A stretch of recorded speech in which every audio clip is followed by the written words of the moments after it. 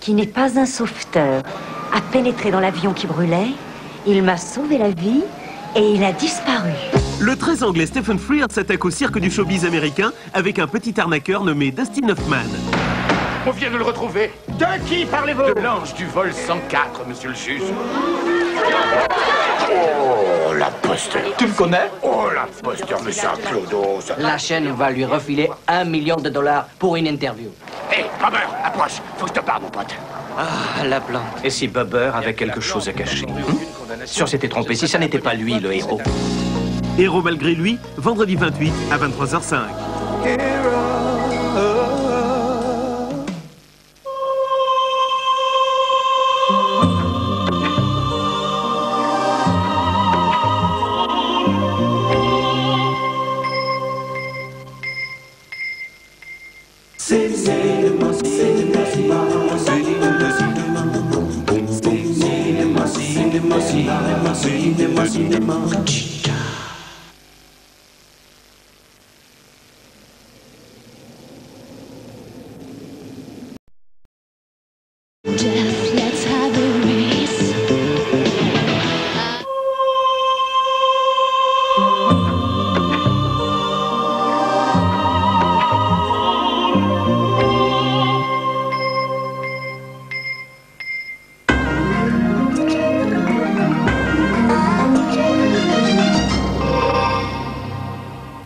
Bonjour, c'est un jeudi sur fond de grève. Des arrêts de travail dans les banques un peu partout en France. Dans la région parisienne, les postiers sont appelés à débrayer.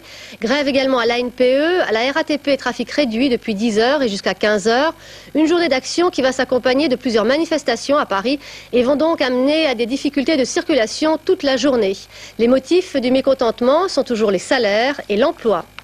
Un mandat d'arrêt international a été lancé contre la compagne de Didier Schuller, Christelle de Laval.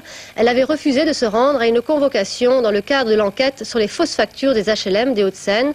Christelle de Laval et Didier Schuller sont en fuite à l'étranger depuis février dernier. Le tribunal de Senlis a sévèrement condamné le fabricant de l'aérosol qui, en explosant, avait défiguré et mutilé Denis Benoliel il y a 5 ans. Le chef d'entreprise a été condamné à 1 an de prison avec sursis et a versé 2 millions de francs de provision à la victime.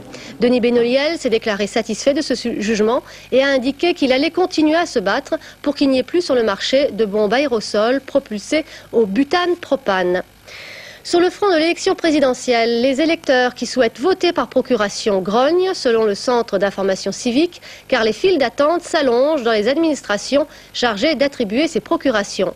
En ce qui concerne la campagne des candidats à l'Élysée, Édouard Balladur écrit à Jacques Chirac pour lui proposer une nouvelle fois un face-à-face télévisé avant le premier tour.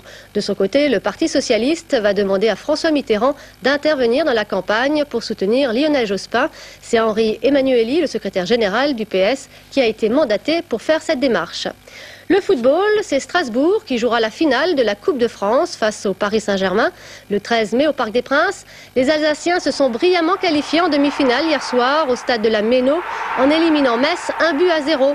Un but marqué par Pouliken à la 75e minute de jeu.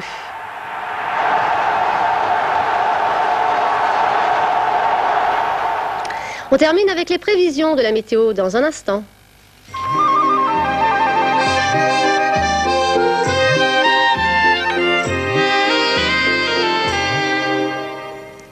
Une nouvelle journée assez belle, en particulier sur la moitié ouest. On retrouvera des nuages un peu plus nombreux sur l'est. Les températures sans grand changement, elles iront de 13 à 20 degrés du nord au sud. Passez tous une très bonne journée sur Canal+.